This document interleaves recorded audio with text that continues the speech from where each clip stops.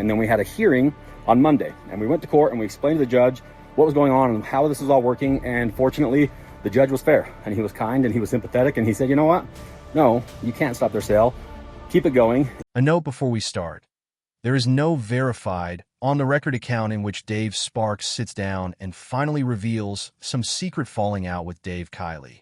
That framing shows up on a few low-traffic entertainment sites, but it isn't backed by court filings, interviews, or statements from either man.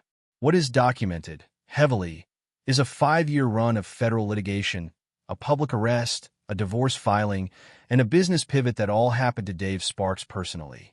This script tells that story straight, using only what's actually on the record, and it flags the one place where the popular narrative, a dramatic split between the two Daves, runs ahead of the evidence. Picture a Utah shop floor at 7 in the morning. Diesel exhaust hanging in the air, a half-torn-down Ford on the lift, two guys who've known each other since a singles event at church arguing cheerfully about torque numbers.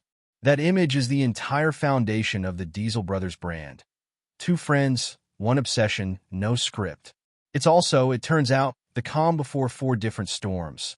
An environmental lawsuit that outlived a full television series, a European fashion house that wanted its name back, a set of U.S. Marshals with a warrant, and a marriage that didn't survive the fallout. This is the real chronology of how that happened. Not a dramatized reveal, but the paper trail.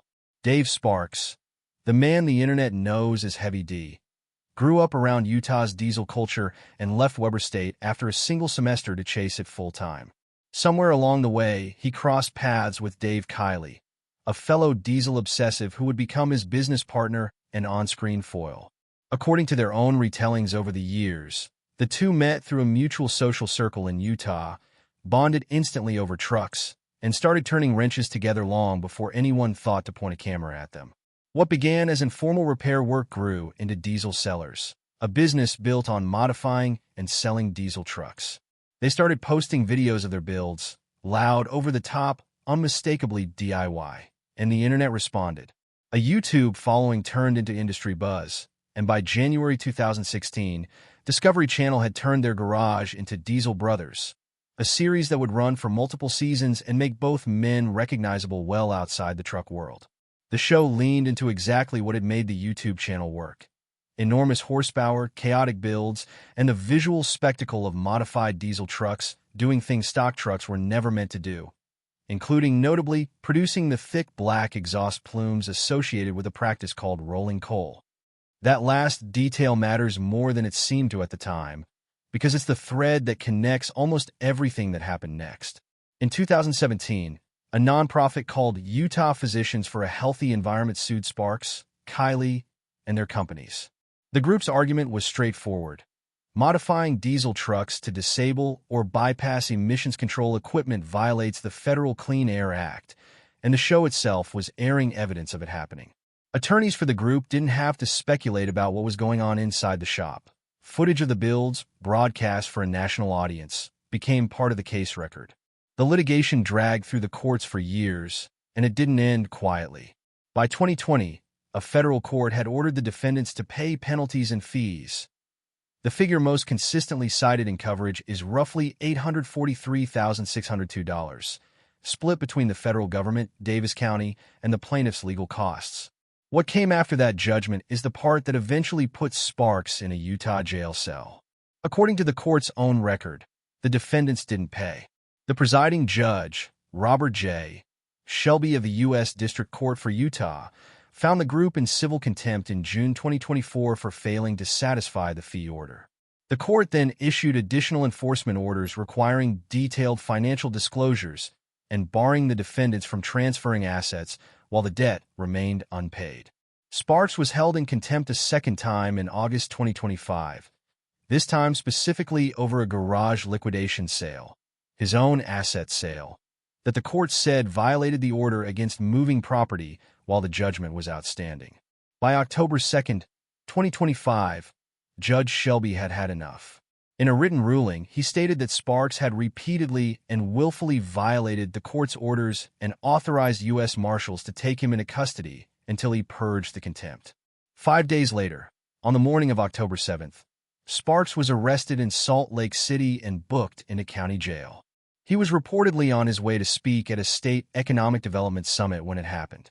It's worth being precise about what this arrest actually was, because a lot of the online coverage blurs it. This was not a criminal charge. Sparks was not accused of, or arrested for, a crime in the traditional sense. It was civil contempt, a mechanism courts use specifically to compel compliance with an existing order, and one that ends the moment the person complies, or the court is satisfied they've made a good faith effort to.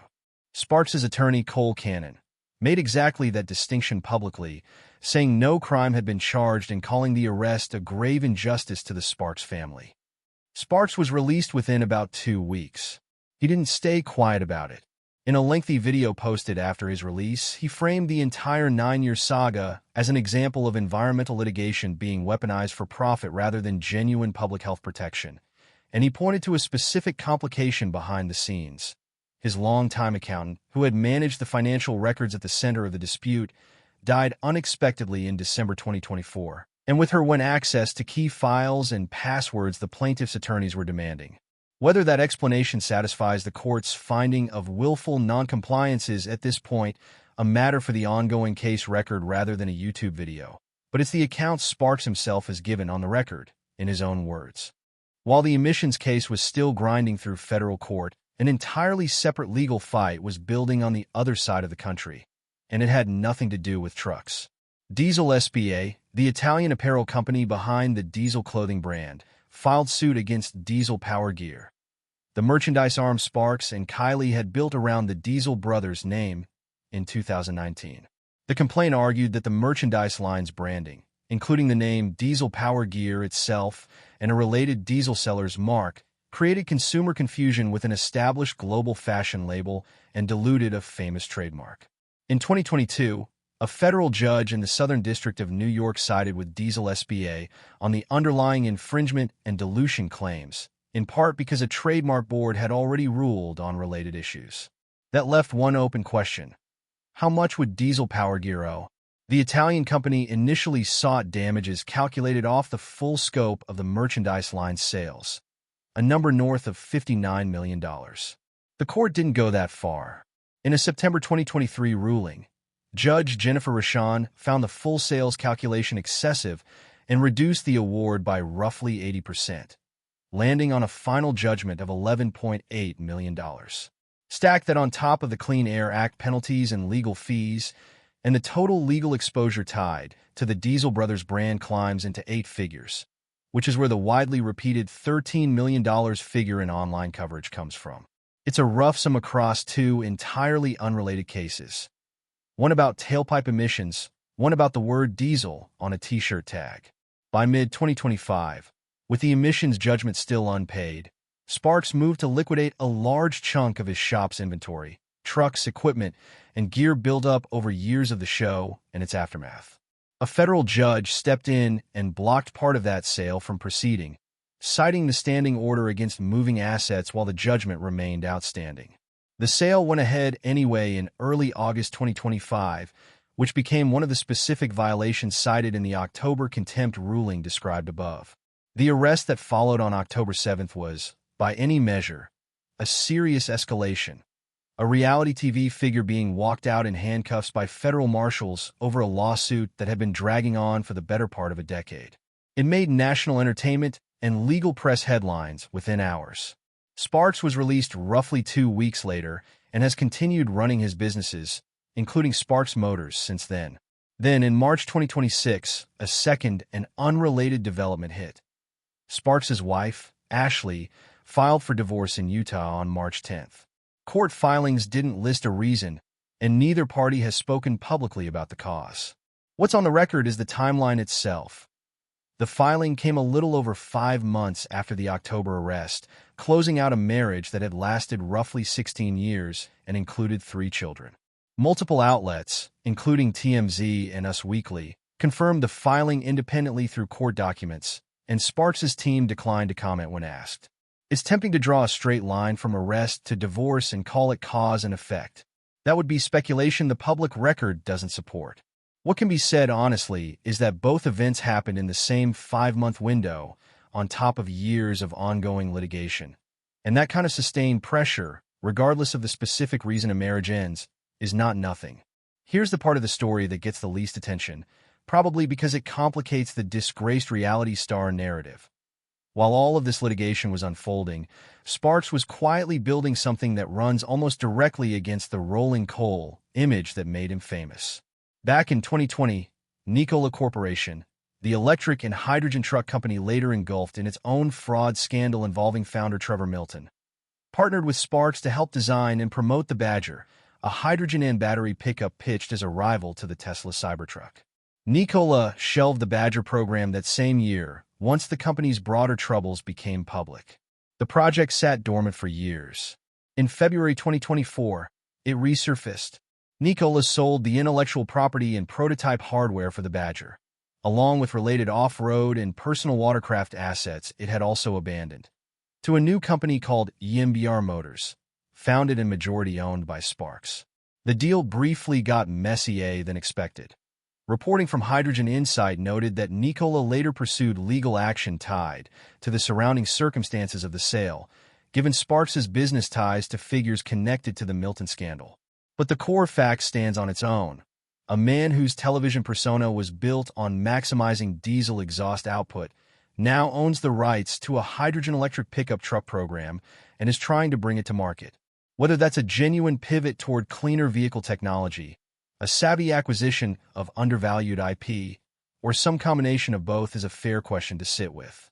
It's also a detail that most of the What Happened to Heavy D content online skips entirely because it doesn't fit neatly into either the redemption story or the downfall story. This is the part where the popular framing, including the title of a lot of videos exactly like this one, tends to run past what's actually documented. The original Diesel Brothers series wrapped its television run around 2020 to 2022, depending on which season count you use, with the 2 Daves and Discovery Channel moving on from the format rather than any reported falling out between the co-stars. Since then, Kylie has continued building his public career largely through Monster Jam, where the diesel-powered Brodozer truck, a joint creation of both men originally, has remained an active part of the touring circuit. As of 2026, Monster Jam's own documentation shows a new version of Brodozer in development, built with a Caterpillar C13 engine, and it's being built under the Diesel Brothers name, with both men still credited as its creators. Sparks, for his part, has continued appearing at Monster Jam events as a guest judge as recently as the 2025 World Finals in Salt Lake City, and public appearances by both men together have continued sporadically, including a 2024 surprise reunion at a Salt Lake City event, and a head-to-head monster truck drag race between the two of them at a breaking world records show. None of that is the profile of two men locked in a bitter, headline-making feud. It's the profile of two business partners whose paths have diverged, one leaning further into Monster Jam and diesel performance culture, the other splitting his time between Sparks Motors, EMBR Motors, and a mounting pile of litigation, while still occasionally showing up in the same arena and still building trucks under the same shared name. If there's tension between them, neither man has said so on the record, and no court filing, interview, or verified statement currently supports the idea of a personal rupture. Content claiming Sparks has finally revealed some secret split appears to be speculation dressed up as a reveal, not an actual disclosure from either man. Put it all in order, and the shape of the story changes from feud to something closer to one man absorbing years of compounding legal and financial pressure while his former TV partner's career kept moving on a separate, steadier track. A 2017 lawsuit that should have been resolved in a year or two instead produced a federal judgment. Years of noncompliance disputes, 2 separate contempt findings, and ultimately a marshal-executed arrest in October 2025. Running in parallel, a completely unrelated trademark dispute with an Italian fashion company cost the merchandise business nearly $12 million. Personal life absorbed its own hit 5 months after the arrest, when Sparks' marriage ended in a Utah courthouse filing. And through all of it, a business pivot into hydrogen vehicle technology was quietly taking shape, a strange, almost ironic footnote to a public identity built on diesel exhaust. What doesn't hold up under scrutiny is the idea that any of this amounts to a rift between the two Daves. The record shows two men whose professional lives simply grew apart after the show ended. one staying closer to the trucks and the touring circuit, the other absorbing most of the legal and financial weight of the brand's aftermath, while still, periodically, showing up in the same building. So if the honest version of this story doesn't have a dramatic confrontation or a tearful reveal at its center, what does it have? A federal court docket, a trademark judgment, a divorce filing, a hydrogen pickup truck, and two guys who met at a church function in Utah, built something huge together, and are now navigating the consequences of that success on almost entirely separate tracks, without, as far as any verifiable source shows, ever actually saying goodbye to each other. Sources referenced in this account include federal court filings and rulings from the U.S. District Court for Utah and the Southern District of New York. Reporting from ABC for Utah, The Drive, SlashGear, Bloomberg Law, Fashion United, TechCrunch, Hydrogen Insight, TMZ, Us Weekly, and Monster Jam's own event documentation, and public statements made directly by Dave Sparks following his October 2025 release from custody.